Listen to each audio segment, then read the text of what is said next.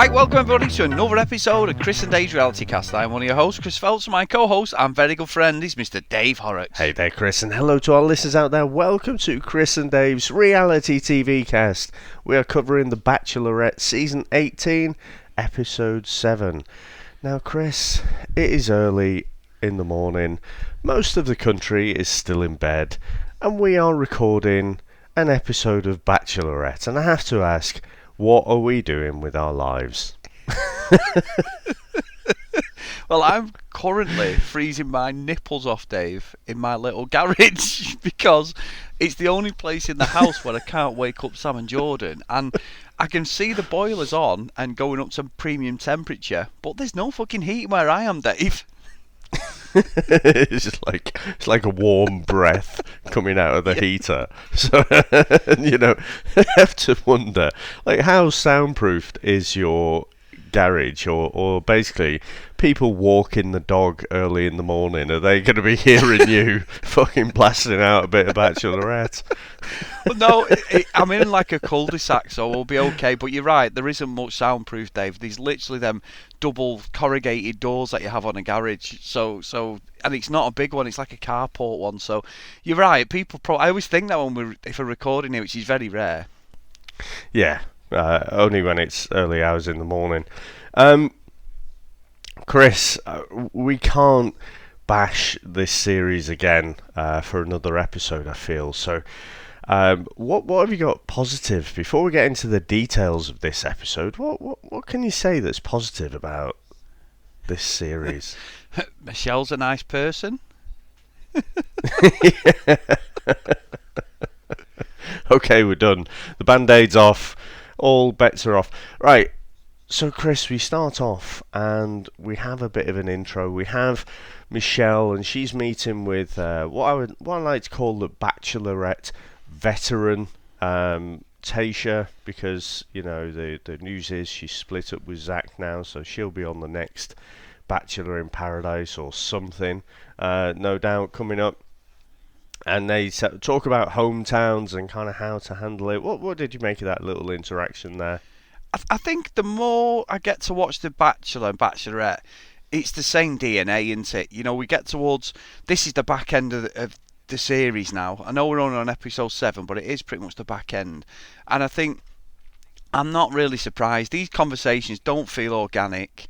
And in some respects, with Tasha splitting up with her guy, Zach, what does she have? She doesn't really got any... She's got knowledge of the series, but it just didn't work out for her, you know. So I know everything's fake on this show, and these sort of conversations. I like Tasha, I like Michelle, but I don't find any of it genuine. You're right. Literally, we're off already. I can't help myself. This series is fucking shit, Dave, and it's boring. I'm sorry, it's fucking rubbish. I've said it. I'm off. I can't do it. I can't sit here and fucking say it. It's fucking shit. And this was the worst episode of the whole fucking series. I am freezing my fucking nipples off talking about this, Dave. But this is the best part. Talking to my best mate about fucking this shit show. You know, hometowns. It's an institution. People love it. People really like the hometowns episodes. But I've got to tell you, Chris, by Christ, this episode was like pulling teeth. It felt like time was moving at a different pace. I just kept looking down at the clock and I'm like, how is this dragging out so long? I just found it really, really painful all the way through. Like you say, so formulaic. And basically, I think pre-pandemic, you know, the idea was that they would, you know, the Bachelorette would go and visit the hometowns of whoever the candidate was. Because this is like the semi-finals, isn't it? You've got the 4 people left there, and they're battling it out. But this was all in Minnesota, wasn't it? So it was all kind of fake, and they've flown in the families. No doubt for a bubble still, Chris. But I think what I find interesting in a very... I am reaching here. I am Jack Reacher in it. Yeah. It is the reaction of the parents, because it's all such nonsense, isn't it? It's like, night one, I can really see myself falling for this girl, kind of thing. People put it out there like it's this fantasy, like it's this fairy tale that you tell small children. But some of the parents, some of the families aren't bought into it. So it's their reaction that could sometimes be a bit more interesting when they're not in on the joke, if you like. Oh, not in on the joke, but not in on the fakeness of it. You've got the fact that you got to play along.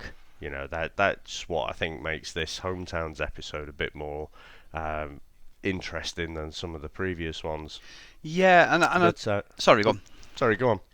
No, you go. I was going to say Brandon was the one for me who, in this whole episode, I was pissing myself. I had my hands over my eyes, cringing at everything he said.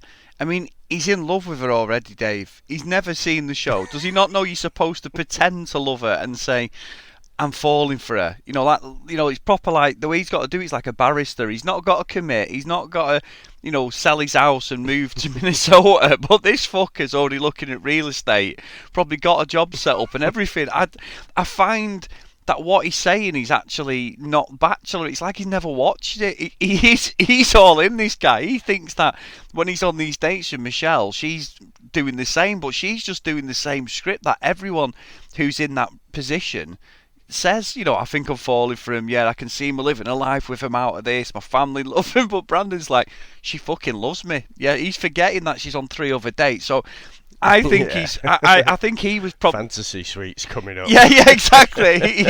He's the one that for me I'm invested in, because I think he's set up for a hard fall, if I'm being honest. Yeah, I can't help but feel he is the outsider. He's third. Well, spoilers for later, but Joe and then possibly Nate. I think for me are 1 and 2. I still, the whole ghosting thing with Joe, I just can't help but feel that is gonna come back, and that. But it'll be down to 2 at that point. So at the moment, I would say Joe, but with that, I think there's going to be some drama right at the end, and then Nate will win out. But yeah, Brandon, what did you make of like his brother Noah? And he said, excuse me, he said that Noah's delayed going to the Navy for this. Now, what do you think that means, Chris? Because surely if you sign up for the Navy, it's not like, lads, I know I've signed up for you. I know the boat's leaving like next week, or I'm going on basic training or whatever, but I've got to go on The Bachelor. So can you just hang fire there? I don't think it works like that, does it? No, there's a water fight. Hang on, I'm going on The Bachelor. Let me have a word with the producers. Can you just hang fire on the war, everyone, until I'm finished? Fucking bollocks, Dave. It's not like he's got a job in a fucking supermarket or something and he says, I'm going on holiday. This is different level. The only thing I could think is that he hasn't actually applied. So what he said is he's delayed going to the Navy. He still needs to actually apply for it. And then, once he's been on TV and, rallied behind his brother, because that's what they need to do on these hometowns, then he might actually apply for it and maybe he'll get in. But I just couldn't buy that bullshit, to be honest. No, I couldn't. And I think when we laugh is when he said he was a skateboarder, Dave. I'm a fucking better skateboarder now at 43, and I used to be able to skateboard, and I've not been on one for years, so bullshit. He fell over, didn't he? Now, to be fair, Chris, you've just walked into my thoughts. You've walked into my head, because as he was saying, oh yeah, fucking great skateboarder me, or what, it was words slightly more toned down than that, and he's falling over and just a bit shit, and Michelle's being very gracious. She's saying like, oh, there's a bit of dust, a bit of rust there, but you can tell he used to do it. I couldn't help but feel like this seemed a little bit Chris Phelps to me. It seemed a little bit like, Oh yeah, I used to be fucking great, mate. And watch this, watch this. Oh no, on my knee, my knee.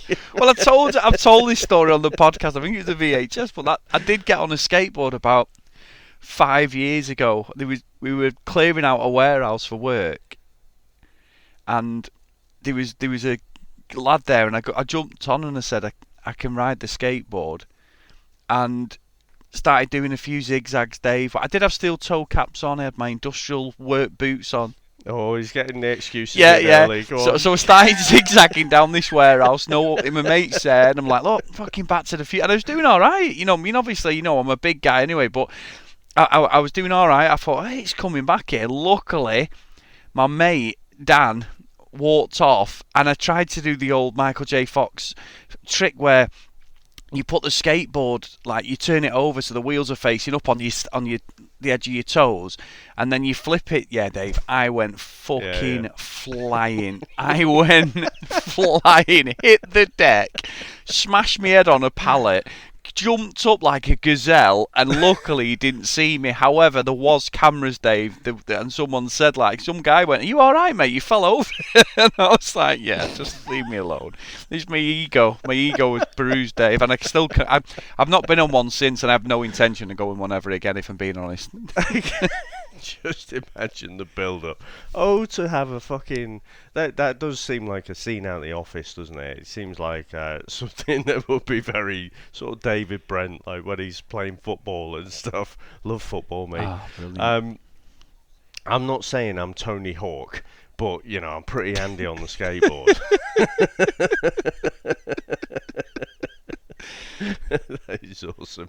But Chris, back to Brandon. Yeah, I mean he's all in, and I think I just don't get the impression that Michelle is really feeling it as much as he is. No, and you know what, Dave? Brandon, and we'll get on to Rodney because he's next up. But when she's kissing them both, do you not feel, to me, it kept reminding me of Lorraine on fucking Back to the Future when she kisses Marty. And she went, it's like I'm kissing my brother. Kissing my yeah, brother. because you can see that she's being forced to kiss him in context of the scene. They probably have to kiss a few times to get the shot right, but you can see she's so uncomfortable. Brandon's all in; he's going for it. Tongs fucking. He's got the goldfish mouth going on and everything. You can see her eyes. It's like she's behind her eyes when she's got them shut. She's like tensing up and everything. I think she just seems so uncomfortable. Yeah, I guess. Yeah, she's everything that I've seen tells me that she's really into Joe in this series, and second Nate. So she's actually into those two people, and everyone else. It's like, well, I've got to play along with the show, haven't I? Now, we've gone on about the whole kissing, and it's the Bachelor DNA, but surely it's not normal, is it? It's not normal for the person themselves, So I can imagine those little micro expressions of like, what the fuck am I doing? Or like you say, Lorraine from Back to the Future. I mean, to be fair, I mean it's less creepy, isn't it, with Brandon and Michelle kissing than Marty and Lorraine. But yeah, it just looks off to me, and it does look like she looks at him more like this kind of little brother kind of thing, and yeah, I think he's next to go after Rodney, so completely spoiling the end. But getting on to the Rodney date, Chris, I mean, first of all, has he been rooking? Has he been fighting there? Because he looked like he had a couple of black eyes. Yeah, unless he's been doing some sort of training. There was no mention of it.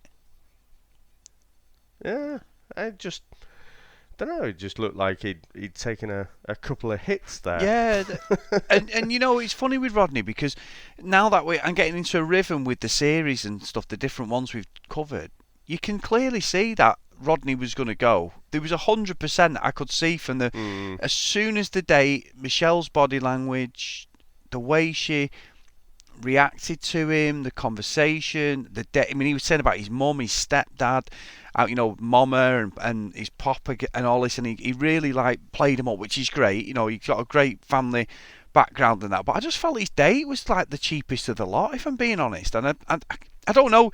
I could Yeah. just tell he was going, and like you say, and it's no spoilers, but it wasn't a surprise when out of the four that were there, he was the next one to go. No, no, not at all. And what I was saying before about it's good when the family aren't quite in on the play acting.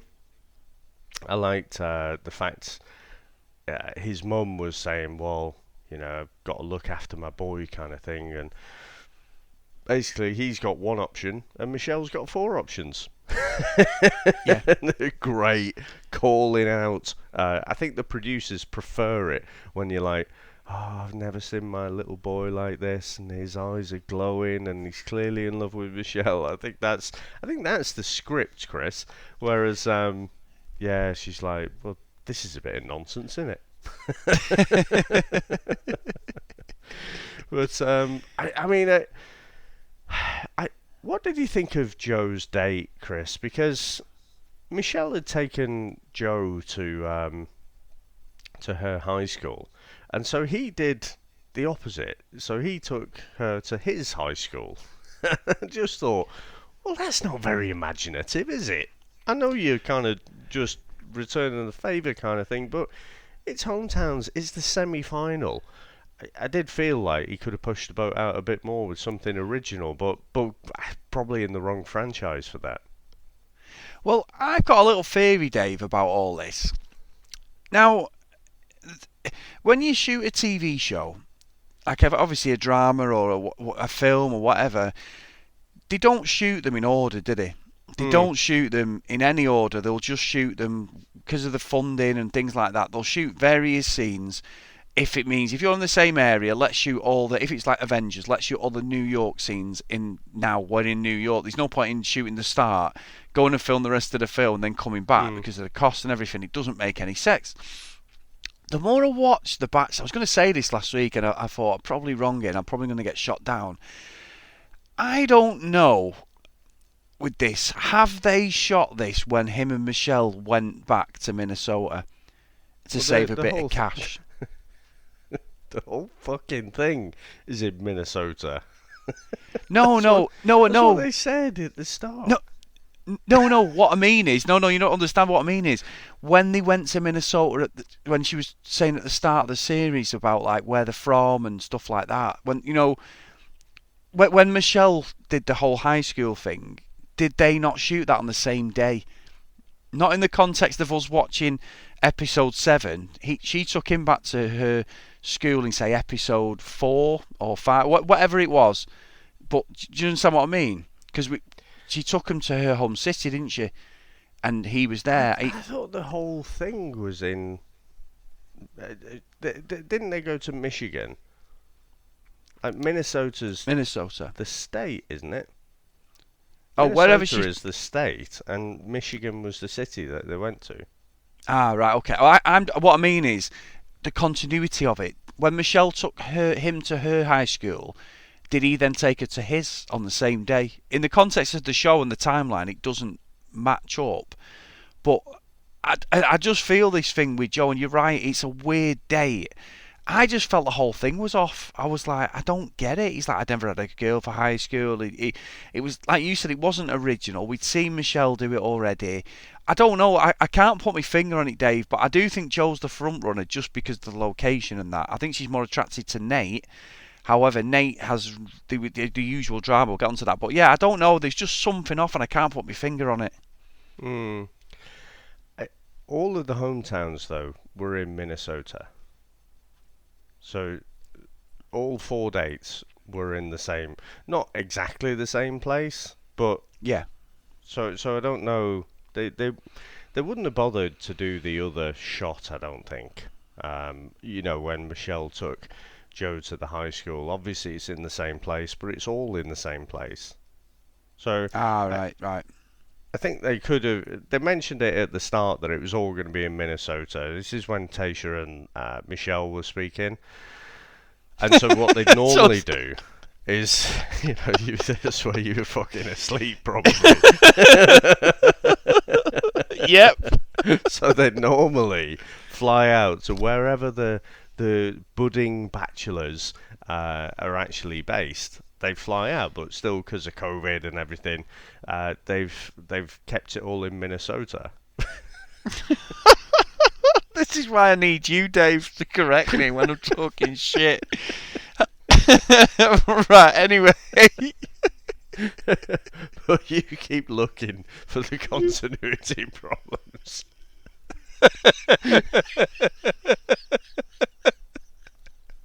Because there isn't any, Chris. Well done, Chris. Well done. Oh no, I'm absolutely sure there are, but but I'm not sure. Dave, it's Minneapolis, I think. Anyway, I'm just looking. Is it Minneapolis? So, I thought it was Minnesota. I I don't fucking know. All these M's, I must admit. Oh, maybe I it is. do in my head get I think it is Minnesota. Don't give a fuck anyway. Wherever it is, it's shit, Dave. Go on. Oh dear, mate. This is like, now this is an abstract thought, Chris, but this is like Seven. You know, when we went back to watch that on VHS, and like clearly they're in somewhere like Chicago or New York, it's very rainy, and then at the end they're driving in the desert, and you're thinking, well, where in the US are you? You know, are you in Chicago one minute, and then you just take a road trip to Las Vegas or something? Very bizarre, very bizarre. But anything else to say on Joe's day? 'Cause it was, I was struggling, Chris. I've got one bullet point. Yeah. Joe puts on a prom night in his old high school. Yeah. That was it. I was the same, Dave, but I do think that out of the 4 dates, Joe was the one there. There was no drama, there was no question, there was no awkwardness from Michelle. It just worked. I mean, you'd said, I think Nate is the forerunner, but with typical Bachelor, because we've not had any drama, they can't paint any of them as a bad guy, because there's always got to be a baddie in these episodes. There has been through the whole series so far. But then it wasn't Nate who fucked up his date. It was his ex-stepdad, Dave, because his mum and stepdad had split up, and he come back, and he's done the same thing that we've seen over and over. He's basically ruined Nate's chance by saying, I don't think he's ready. Is this the right thing? I get that from a love perspective. He may never have seen the show, but he felt like his old man wanted his fucking 10 minutes of fame. I don't know. I thought Nate. I did feel like it was the most emotional bit of the whole episode, to be honest. Like genuinely emotional, where he was saying, you know, he hadn't opened up before, and you know, he was crying a bit, wasn't he? And you know, he hadn't really opened up like that to his family. And I'm sure he's doing it. He's opening up and everything because he knows that's what he has to do because of where he is on The Bachelor, or Bachelorette rather. But it did seem to be, you can't act that shit, you know. It did seem to be genuine emotion there. And again, you know, his stepdad, I don't know. I think if it was me, Chris, I'd also be a little bit like, well, yeah, this is bollocks, isn't it? Well, I mean, I fucking definitely would be on The Bachelorette. It's like, why are you all here? Get off my lawn. You know. But no, I thought that was quite good. And I don't know, I didn't think his stepdad sort of sabotaged his chances too much. But you might be right. Yeah, like I say, look, this is just going off the show. I do think, and you're right, I do think these two, Joe and Nate, are the two ones. I think Brandon's going to get binned off next week because, to me, Dave, we're getting stalkerish levels of love, and I just find it really bizarre that I like. It's refreshing that we've got someone who not necessarily has not seen the show, but he's in. He's all in. We don't usually see that. Like I say, they all act like solicitors. Even the Bachelor or Bachelorette, they all act like, you know, they go around the houses so that when they bin them off, it's like, you just didn't have it for me. Because I think that's the thing, like with Michelle and the other ones, when they're delivering this "sorry you're going home" thing, it's like they've like done a 100-metre race, but they were 0.2 of a second too fucking slow or something. You know what I mean? Like Usain Bolt's just won, and they've just pipped him on the. There's never any true reasoning to get rid of someone instead of just saying I just don't feel it, or you give me the. Oh, I suppose you can't say give me the ick. It's not Love Island, but you could.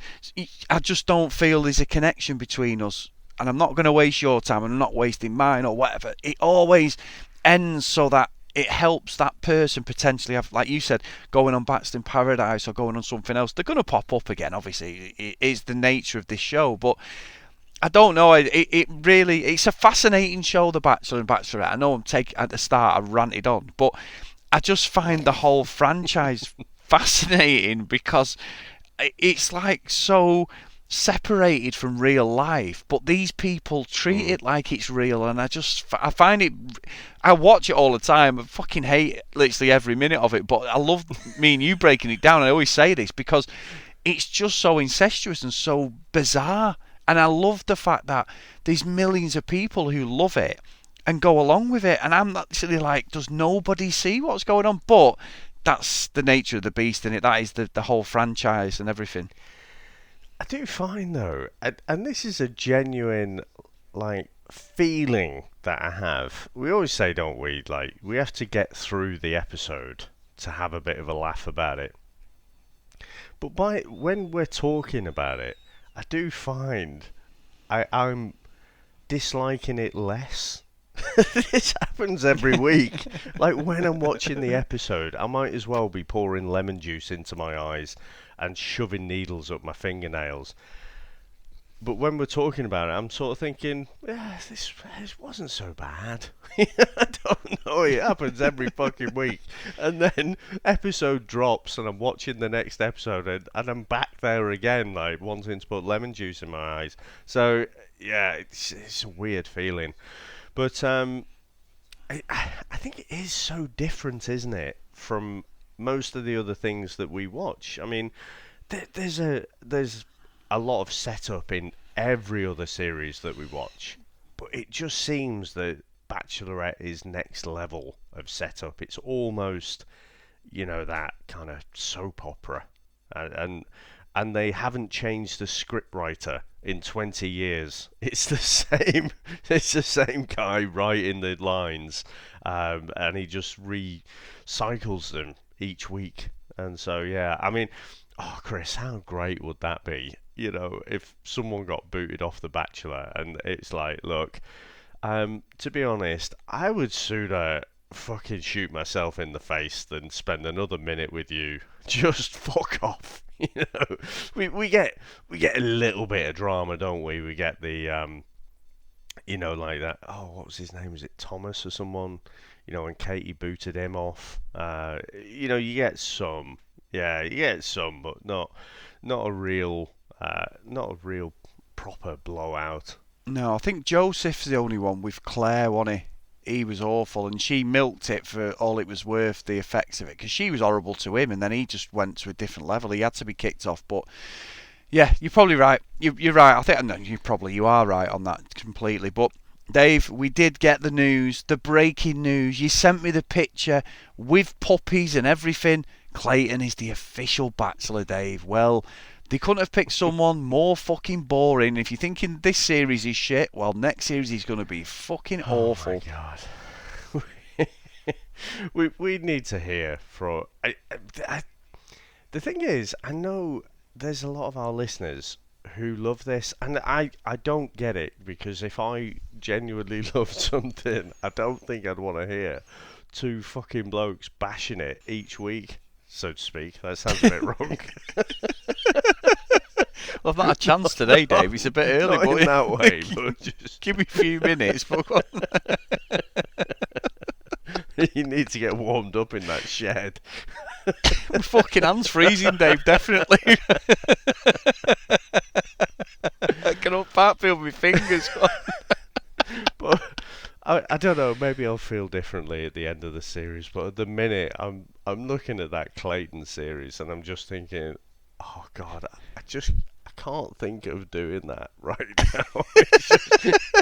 He's the most boring drip of a bloke. I know he's a good-looking bloke. He's built like a brick shithouse, but fucking hell, I just. Is it me? Do they normally have this many Bachelor and Bachelorette seasons, or are they just making up for the fact that they didn't have it through the the early part of the pandemic? I can't remember, Dave. I know the schedule did get messed up last year, didn't it? Because we had them pretty close together, but I don't know. The thing is, they should have Brandon on there as the new Bachelor, because he'd fall in love with every single girl, Dave, every episode. He'd not send anyone home. The hometown would be about 3 weeks long with everyone fucking still in the show. Yeah. Oh, Chris. But anyway, I mean, at the end, and we've alluded to it throughout the episode, but Rodney does go home. And so, no real surprises there. And then irritates me, and I'm guessing you two as well. And he says, I just hope she's okay. She'll be fucking fine, mate. She'll be having a whale of a time next week while you're fucking crying your eyes out watching TV. So don't worry about Michelle. She'll be having a fucking great time in Fantasy Suites. Well, actually, Dave, I think next week's episode is the one where they get them all back together, the guys. It's the tell-all episode, I think. Just to drag the season out a bit longer. Okay. Fucking hell. Well, to be honest, I don't think that's terrible. And the reason being, there's going to be lots of shit flying all over the place, isn't there? People arguing, bit of drama and stuff. So to break up the monotony a little bit, I'm actually quite looking forward to that. Yeah, you're right, actually. It does it. But then we've got, the week after, we're going back to this fucking bullshit. But anyway, you're right, Dave. Big thanks today, mate. Fucking hell, I am freezing my fucking nuts off at the moment. This is commitment to the podcast, as always. But thank you, everyone who supports us. Patreon.com/CD RealityCast. If you want to follow us on social media, at CD RealityCast, and if you want to email us, cdrealitycast@gmail.com. Please, if you get a chance, drop us a review in your podcast catching up, guys. We love reading them out. Good, bad, the ugly, it doesn't matter. Me and Dave have some good fun with that. It's appreciative of people actually listening to the show. Get over to Facebook, Chris and Dave's Reality TV Cast. Get on there. You have to be approved by one of us, but we'll approve you in and then just get talking to some amazing people over there. So, Dave, the roll call of honour for today is Kent Gustafsson, Lucky Lulu Green, Lauren, Susan, Priscilla, Dee Dee, Katie, Libby, Helen, Joanna, Zoe, Amy, Noreen, Brianna, Helen, Keith, and Michelle, Dave. So thank you so much for supporting us, guys, past and present. If you supported us in the past, we really appreciate it. It's been a great year talking about reality stuff. And look, it is all tongue-in-cheek, all this. We may hate it, but we love talking about it, and we love that. And like you said, Dave, it does fascinate me because I'm waiting for somebody to rip the fuck out of me and you go, well, why'd you watch this show? But this is the point that I love. It's all about, it is really, someone said about our show, it's almost like a podcast version of Gogglebox, really, Dave, because we just rip the piss. So thank you so much, guys. And Dave, I'm going to go now and put my hand on a fan. Not on it directly, but just above it so I can warm my hands up. Nice. All right. Well, cheers, mate. Thanks for persevering. And thanks to everyone out there for listening. And we'll speak to you next time. Bye.